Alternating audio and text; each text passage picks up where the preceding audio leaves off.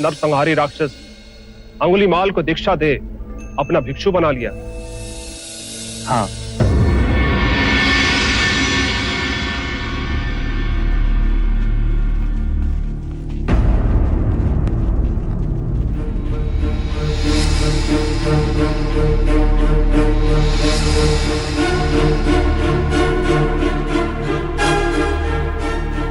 मगध के बलवान सैनिक आत्मसमर्पण कर रहे हैं। यही देखने आप हमें वैशाली से यहां लाए हैं। वैशाली से पराजय के पश्चात सेना का मनोबल गिर चुका था।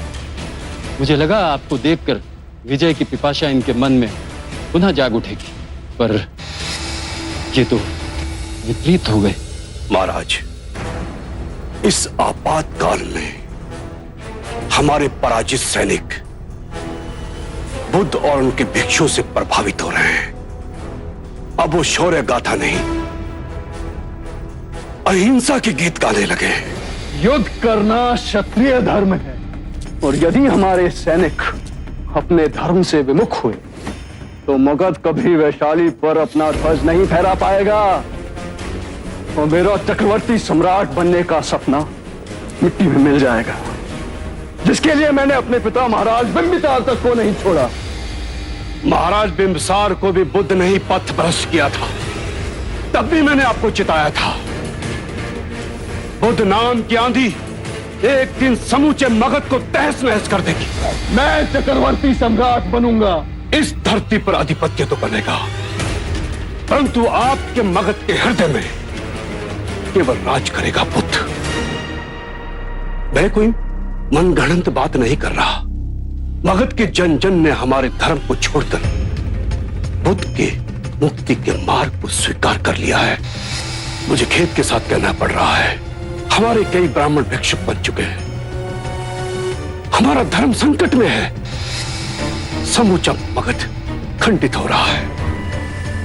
वो बुद्ध जो शांति की मूर्ति बनकर बैठा है, इस विध्वंस का रचयिता है वो। मैं उस बुद्ध का शीश काट मगध की दीवार पे लटका दूंगा। यदि आपने बुद्ध को मारा तो समूचा मगध आपका शत्रु हो जाएगा। हर दिशा में आपके विरुद्ध आवाज उठने लगेगी।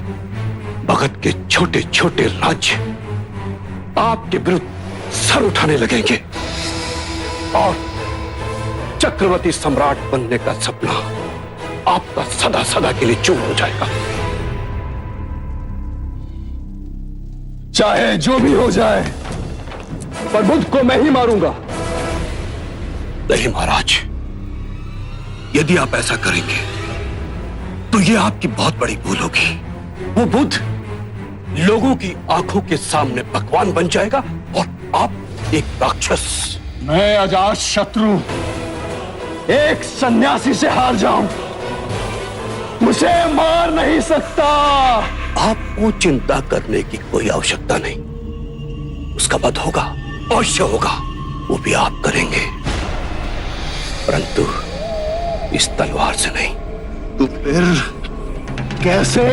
जिस जनता की आंखों में वो भगवान बन गया है, उसी जनता की आंखों से गिराकर उस बुद्ध पे कलंक की ऐसी कालिक पोतीए कि वो जंगल चला जाए, फिर कभी वापस लौट कर ना आए। ऐसे में सांप भी मर जाएगा और लाठी भी नहीं टूटेगी। ये विरोध की आग तो हम आज ही लगा सकते हैं। नहीं, यदि एक भी उंगली हमारी ओर उठी तो मगध की जनता हमें क्षमा नहीं करेगी। अच्छा होगा बुद्ध के संघ के भीतर हमारा ही कोई व्यक्ति इस कार्य को करे। घर का भेदी घर को आग लगाता है, और ऐसा एक व्यक्ति है जिसने इस कार्य को अपने जीवन का ध्येय बना लिया है। बुद्ध का अपना भाई देवदत्त।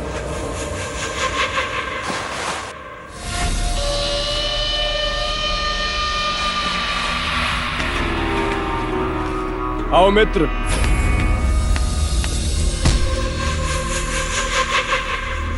जो अपने वचन से पलट जाए मैं उसे अपना मित्र नहीं मानता। यदि मेरी याद आई है तो इसमें भी अवश्य ही तुम्हारा कोई निहित स्वार्थ होगा। क्षमा करना मित्र, तुम्हें दिया वचन मैं पूरा न कर सका। अंतिम बार जब हम मिले थे तो वैशाली पर विजय पताका फहराने का मेरा भूत सर पे सवार था। भूत तुम्हारे सर पे सवार था और उसका मूल्य चुकाया मैंने। कपिलवस्तु का सिंहासन सदा के लिए मुझसे छीन गया।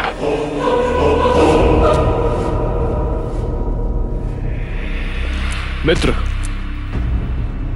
जैसे ही मगध की सेना वैशाली से पराजय के दुख से उभरेगी, हम कपिलवस्तु का राज सिंहासन दिलाने तुम्हें अवश्य आएंगे। कोई आवश्यकता नहीं, अब इसकी कोई आवश्यकता नहीं है। जो अपने वचन से पलट जाए देवदत्त उससे दोबारा सहायता कभी नहीं देता। सहायता लोगे नहीं तो सहायता दोगे तो, और वो भी तब जब हम दोनों का शत्रु एक ही है, गौतम बुद्ध। राजनीतिक विवशताओं के कारण मैं उसे मार नहीं सकता। यदि किसी ने सिद्धार्थ को हाथ भी लगाया तो उससे प्रतिशोध मैं लूंगा। मेरे जीवन का केवल एक ही लक्ष्य है, सिद्धार्थ की हत्या। वो होगी और मेरे ही हाथों होगी।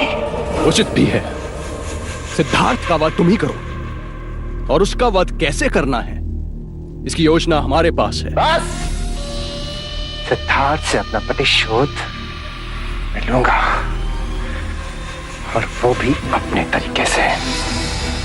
और उसके लिए मुझे किसी अजात शत्रु की कोई आवश्यकता नहीं।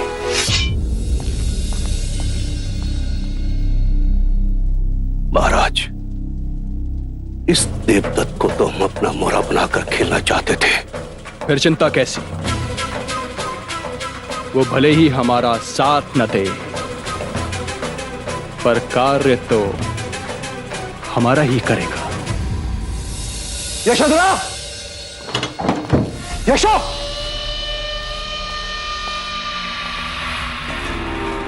यशोधरा!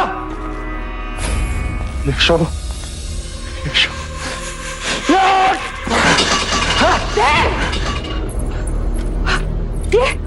ये क्या पागलपन है देव? पूरे महल को तूने क्यों सिर पे उठा रखा है? पूरे महल में खोज लिया मैंने, यशोदा कहीं दिखाई नहीं दी। यशो, तुझे महल में तो क्या, पूरे कपिल वस्तु में नहीं दिखेगी। कहाँ गई यशोधरा? नहीं बताऊंगी। मेरे धैर्य की परीक्षा मत लेनी है। मैं जानता हूं तुझे पता है यशोधरा का। बता दे मुझे। हाँ, मैं जानती हूँ, और मैं तुझ जैसे पापी को कभी भी नहीं बताऊंगी। बता दे मां, नहीं तो तू जानती है मैं क्या कर सकता हूं। बता दे मां।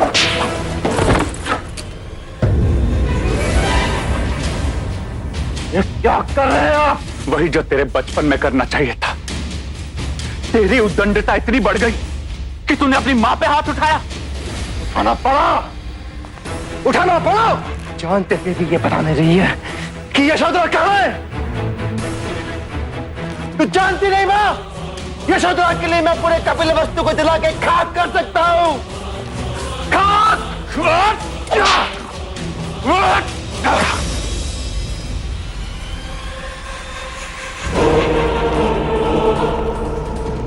चाहे कुछ भी कर लो, कुछ भी, यशोधरा को मैं पाताल से भी ढूंढ निकालूंगा। मेरा पागलपन इतना बढ़ गया है।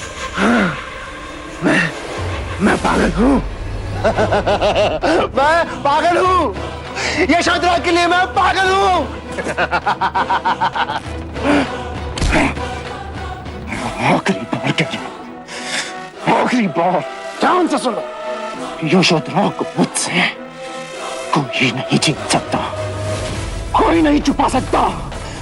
और सिद्धार्थ को मुझसे कोई नहीं बचा सकता, कोई नहीं। देवदास आर्या, अरे क्या हो गया? कोई है? राज को बुलाओ। क्या हो गया आपको? नहीं मंगला, वैद्य नहीं। अब तो चिता की अग्नि में मुझे शांति मिलेगी। ये आप क्या कह रहे हैं? ऐसा मत कहिए आर्या, ऐसा मत कहिए। जीवन जीने का क्या अर्थ मंगला? चाहे पुत्र अपने माता पिता पे हाथ उठा, हमसे अधिक और कोई दुर्भाग्यशाली नहीं होगा मंगला।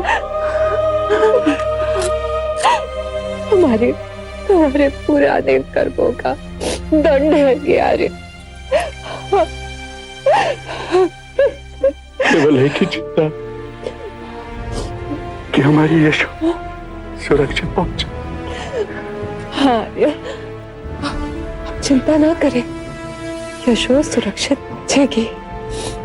प्रजापति के अच्छे कर्मों के कारण, उसकी करुणा के कारण हमारी यशो सुरक्षित पहुंचेगी। आप चिंता ना करें, आप बस ठीक हो जाइए।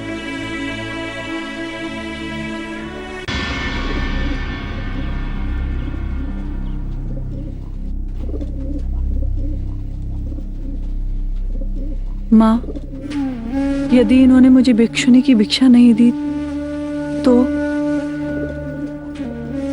यशो, जो विश्वास तुझे कपिलवस्तु से यहाँ तक लाया है, उस विश्वास पर विश्वास रख।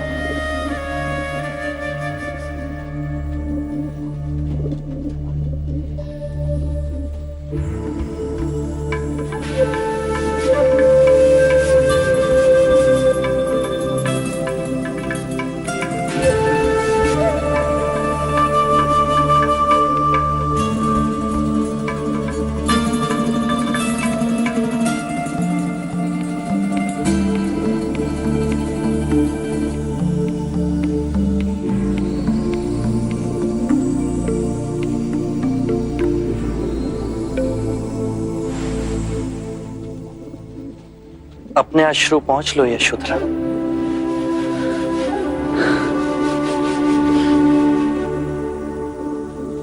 आपके देश को देखकर आंखें भर आई।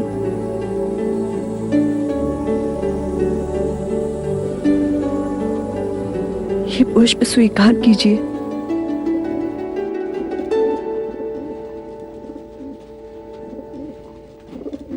ये पुष्प मुझे कौन दे रहा है? यशोधरा। अभी तो यशोधरा दे रही है। यदि आप चाहें तो एक भिक्षुनी की भेंट हो सकती है।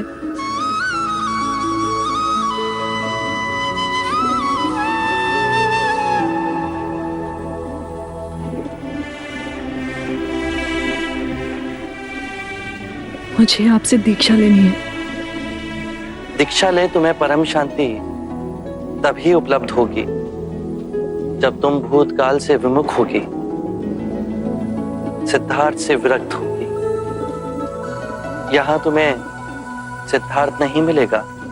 जिसके दर्शन पा मन को शांति मिले उसे भगवान कहते हैं, और जिस पावन स्थान पर जाकर शीश स्वयं झुक जाए उसे तीर्थ स्थान कहते हैं।